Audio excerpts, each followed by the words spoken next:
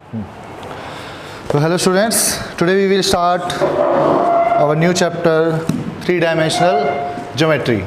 ठीक है, जैसा कि हमने पहले भी पढ़ा था कि वेक्टर्स की हमने सारा पूरा अभी चैप्टर किया है 12 चैप्टर, और जो 3-डायमेंशनल ज्योमेट्री है वो पूरा चैप्टर आपका वेक्टर्स के ऊपर डिपेंड करता है. ठीक है, तो थोड़ा सा रिव्यू हम पहले एक बार वेक्टर का करते हैं. जैसे उसमें हमने टॉपिक्स पढ़े थे डायरेक्शन रेशियोज, डायरेक्शन कोसाइंस या पोजीशन वेक्टर्स एटसेट्रा. ठीक है, तो सबसे पहले जो इसमें मेन जो टॉपिक है हमारे पास पोजीशन वेक्टर. मैं डेफिनेशन दोबारा रिवाइज कर रहा हूँ. किसी भी पॉइंट का पोजीशन वेक्टर क्या होता है. मान लीजिए आपके पास ये एक्स वाई और जेड एक्सिस है, यहाँ पे एक पॉइंट पी है, एक्स वाई और Z, that is the point in the space. ठीक है, अब position vector of A point, मैं रिपीट कर रहा हूँ यहाँ पे क्या, किसी पॉइंट का पोजीशन वेक्टर. ठीक है, यानी कि पोजीशन वेक्टर हमेशा किसी पॉइंट का ही होगा. एक ऐसा वेक्टर जो आपका ओरिजिन से क्या होगा, ड्रॉ होगा. ठीक है, और हम उसको डिनोट कर देंगे ए बी सी एटसेट्रा, कोई भी स्मॉल लेटर से. ये वेक्टर एक ऐसा वेक्टर है, यानी इसका नेचर कैसा है, ये वेक्टर इस पी पॉइंट की स्पेस में वेक्टर की फॉर्म में एक पोजीशन को डिफाइन करेगा, दिखाएगा. तो वो वेक्टर आपका क्या कहलाता है, उस पॉइंट का पोजीशन वेक्टर कहलाता है. ठीक है, इसके बाद ये जो डिस्टेंस होता है, दैट डिस्टेंस, ये आपका किसी भी वेक्टर का क्या कहलाएगा, मैग्नीट्यूड. और इसको हम इस तरह से दिखाते हैं. कोई भी वेक्टर आपको आई जे के की फॉर्म में लिखना हो तो कैसे लिखोगे. मान लो ये ए वेक्टर ही है आपका, इसको आपको अगर लिखना है तो कैसे लिखोगे, x i plus y j plus z k, that is the position vector of this point. I j k क्या है, i j k are the unit vector along with या फिर in the direction of x axis, y axis और z axis. यानी i cap is a unit vector in the direction of x axis, यानी इसका magnitude कितना होगा, 1 होगा, और पैरेलल होगा किसके, एक्स एक्सिस के. J cap is the unit vector along with the y axis, k cap is the unit vector along with the z axis. ठीक है, तो अगर आपको कोई भी पॉइंट दे रखा है जैसे 1 2 3 और इसके हमें क्या निकालने हैं, पोजीशन वेक्टर निकालना है. तो इस अगर आपने मान लिया तो i plus 2j plus 3k, simple है आपका. ठीक है, इसके बाद direction ratios and direction cosine क्या होते हैं.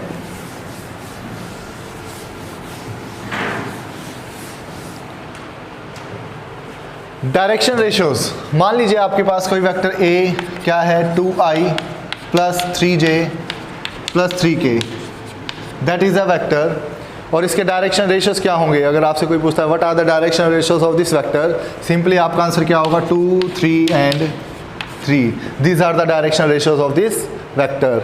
ठीक है, अब मान लीजिए आपके पास कोई पॉइंट्स हैं क्या, 2 3 4, एक पॉइंट है 1 3 एंड 5, एक पॉइंट A है और ये एक पॉइंट B है.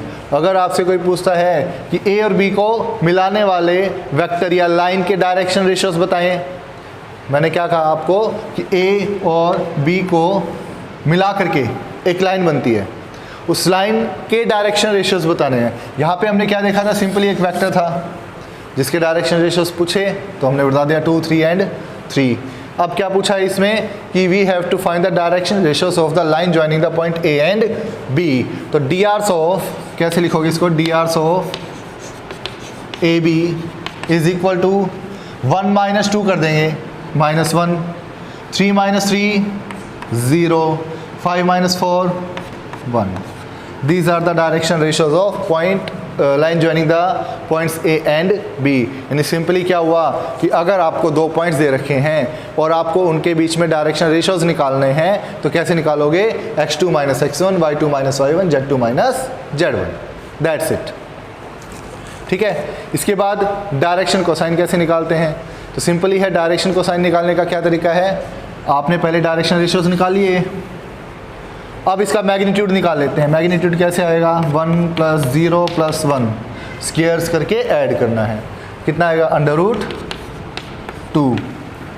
तो अब इसके डायरेक्शन कोसाइन क्या होंगे, DCs of A B are -1 by √2, 0 by √2, 1 by √2.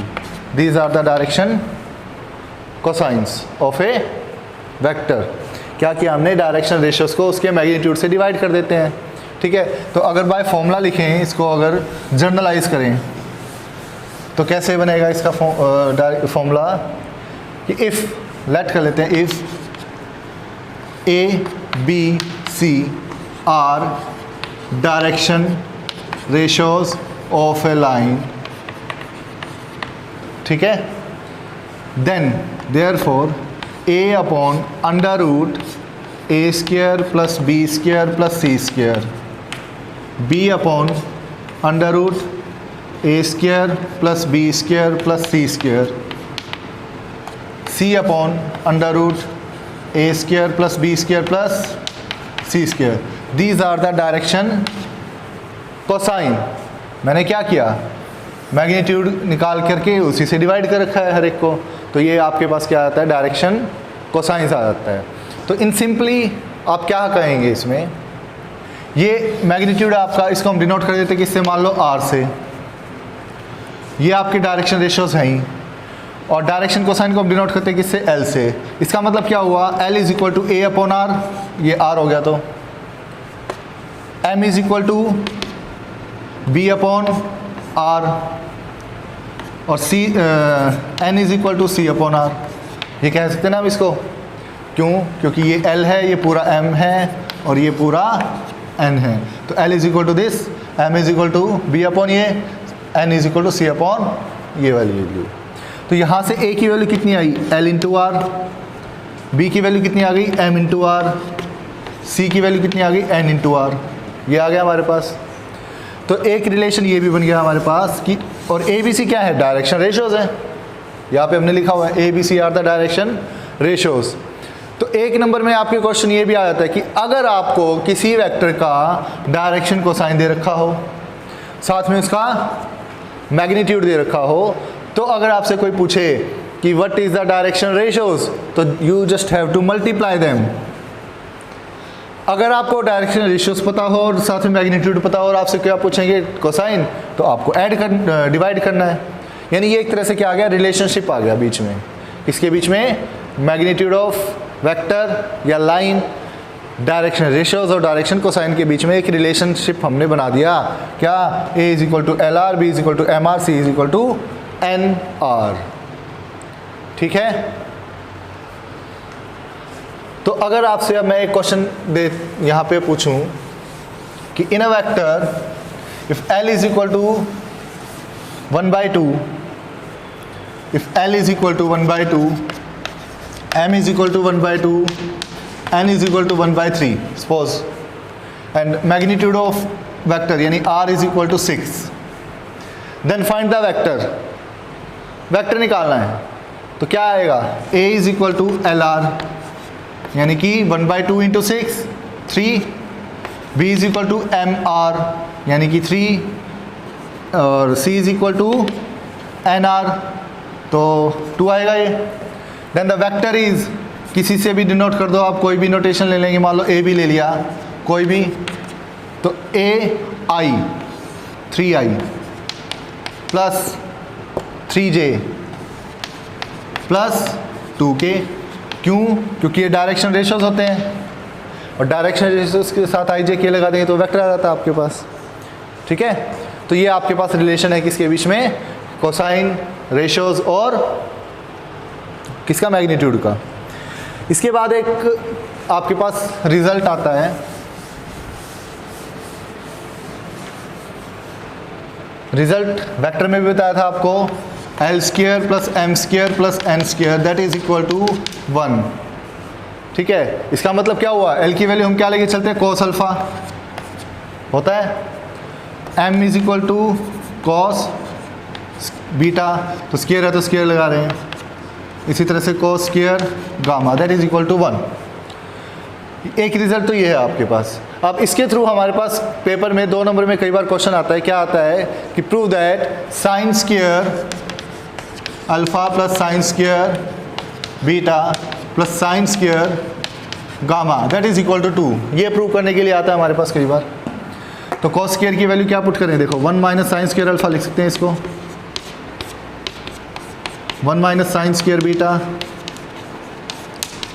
1 minus sine square gamma. ठीक है, 1 प्लस 1 2, 2 प्लस 2 1, सॉरी 3, तो minus sine square alpha minus sine square beta minus sine square gamma, that is equal to 1 minus 3। Minus common निकाल लें तो ये plus ये भी plus, और ये कितना -2, माइनस से माइनस कैंसिल। आपका हो गया proof, sine square alpha plus sine square beta plus sine square gamma is equal to 2। यही हमें प्रूव करना था। 2 नंबर में क्वेश्चन आएगा और 1-2 बार आया भी हुआ है पेपर में ये।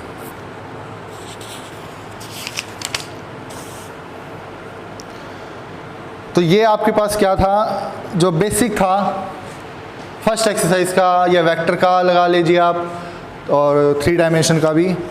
ठीक है, अब इसी के बेस पे हम कुछ क्वेश्चंस करके देखते हैं। एक कंसेप्ट और है इसमें, वो भी देख लीजिए साथ में, कि एंगल बिटवीन द 2 वेक्टर्स या 2 लाइंस।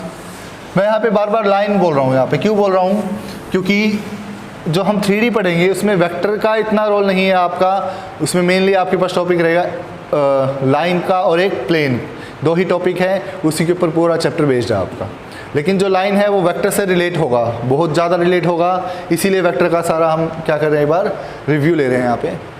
तो मान लीजिए हम एक बार वेक्टर की ही बात करते हैं। ये 2 वेक्टर्स हैं, ठीक है, या 2 लाइन ले लेते हैं हम। मान लो एक लाइन ए बी है और एक ये लाइन सी डी है।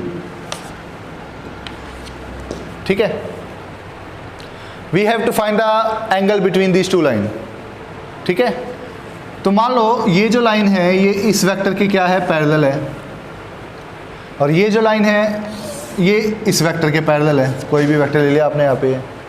अब जो एंगल इन दोनों वेक्टर्स के बीच में होगा वही एंगल इसके बीच में भी होगा। ठीक है, तो अगर आप इन 2 वेक्टर्स के बीच में अगर आप एंगल निकाल लेते हो तो वो एंगल आपका इन दोनों लाइन के बीच में भी कहलाएगा ना। और वेक्टर जब हम चैप्टर किया था वेक्टर अलजेब्रा, तो हमने क्या किया था, दोनों वेक्टर्स के बीच में एंगल निकालना सीखा था। कैसे निकाला था, cos theta, let theta be the angle between this 2 vectors. और ये वेक्टर ए है मान लो, और ये वेक्टर क्या है, बी है। तो क्या किया था हमने, A dot B upon magnitude of A magnitude of B. ठीक है, ऐसे ही हमने निकाला था एंगल बिटवीन द 2 वेक्टर्स, ये हम निकालते हैं। अच्छा, अब क्योंकि जब हम लाइन की बात करेंगे तो आपको इस तरह से वेक्टर की फॉर्म में कुछ गिवन नहीं होगा, आपको डायरेक्टली क्या गिवन होगा कि D Rs of this line are this and D Rs of second line are this. मान लो अब यहाँ पे आपको क्या गिवन है कि D Rs of first line are A1 B1 C1, D Rs of second line are A2 B2 C2। These are the directional ratios of the first line and the second line। तो अगर angle निकालना हो तो क्या करें, इनका dot product करें। Dot product करना आता है, सभी को आता होगा। कैसे करते हैं, A1 को A2 से मल्टीप्लाई, B1 को B2 से, C1 को C2 से, और दोनों को ऐड, सबको ऐड करेंगे। यानी A1 A2 B1 B2 C1 C2 कर दिया ऐड।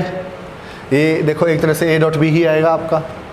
फिर मैग्नीट्यूड ऑफ A यानी कि इसका मैग्नीट्यूड, तो divide by A1 square B1 square C1 square multiply नीचे वाले दूसरे वाले का A2 square B2 square C2 square. तो ये फॉर्मूला क्या हो गया आपके पास जब आपको एंगल निकालना हो 2 लाइंस के बीच में और आपको डायरेक्शनल रेशियोज गिवन हो तो ये लगा देंगे। ठीक है, अब अगर रेशियोज की जगह पे डायरेक्शन को साइन दे दें तो क्या करें, तो भी ज़्यादा कुछ नहीं है। मान लीजिए इसके DCs क्या हैं, फर्स्ट लाइन के DCs ओ first line L1 M1 N1, दूसरी के L2 M2 N2। ठीक है, तो इसका सिंपल सा फॉर्मूला है आपके पास, cos theta L1 L2 M1 M2 N1 N2। Simple. कैसे आया कहोगे, ऐसे कैसे, ये तो चलो हमने इसके अकॉर्डिंग निकाल दिया, वो कैसे आया? ध्यान से देखो, A1 के अपॉन में अगर मैं ये करूँगा तो डायरेक्शन रेशियोज को अगर मैं उसके मैग्नीट्यूड से डिवाइड करूँगा तो क्या आएगा? L1 आएगा कि नहीं आएगा? डायरेक्शन को साइन निकालते कैसे हैं? dr अपॉन में magnitude.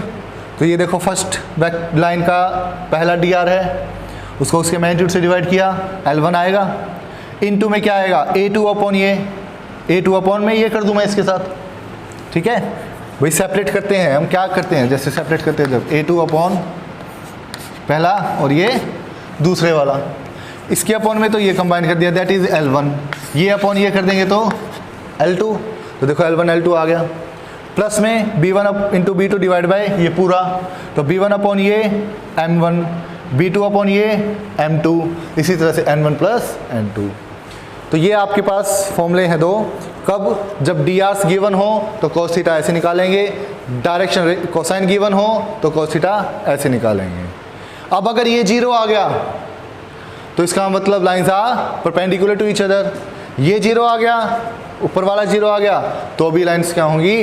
Perpendicular to each other, ठीक है। तो ये अपने पास cos थीटा यानी angle between the two lines निकालने का मेथड हो गया, ठीक है। अच्छा, इसके बाद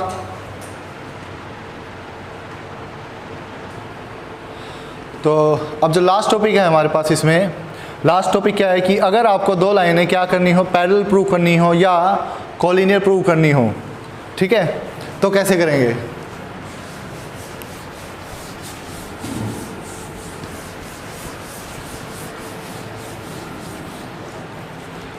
वेक्टर में भी हमने पढ़ा था कि if the two vectors are parallel then they are scalar multiple of each other, या अगर कॉलिनियर हैं तो भी हम क्या दिखाते हैं? A B and B C दो वेक्टर निकालेंगे और उनको हम क्या दिखा देंगे? स्केलर मल्टीपल के इक्वल दिखाते हैं। तो वो वहाँ से हम क्या दिखाते हैं कि पॉइंट्स आर कॉलिनियर और द लाइन्स आर पैरेलल। तो यहाँ पे भी वही चीज़ होगी, कुछ डिफरेंस नहीं है। मान लीजिए आपके पास एक लाइन है जिसके डायरेक्शन रेशियोज क्या हैं? A1 B1 C1।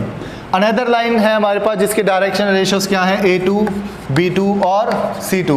अगर आपको ये दोनों लाइनें पैरेलल प्रूव करनी है तो कैसे करोगे आप? अगर A1 upon A2 B1 upon B2 C1 upon C2 अगर इक्वल दिखा देते हैं, अगर इन दोनों लाइंस के डायरेक्शन रेशियोज का रेशो इक्वल आता है तो आप क्या कहेंगे? लाइंस आर पैरेलल, ठीक है। ऐसा क्यों हुआ? क्योंकि हमने पढ़ा था कि अगर पैरेलल हो तो वो स्केलर मल्टीपल के इक्वल होते हैं। तो भाई देखो, यहाँ से कुछ लैम्डा के इक्वल तो हो गई, कोई ना कोई वैल्यू तो आएगी। तो इसका मतलब क्या हुआ? A1 is equal to A2 lambda, B1 is equal to B2 lambda, C1 is equal to C2 lambda.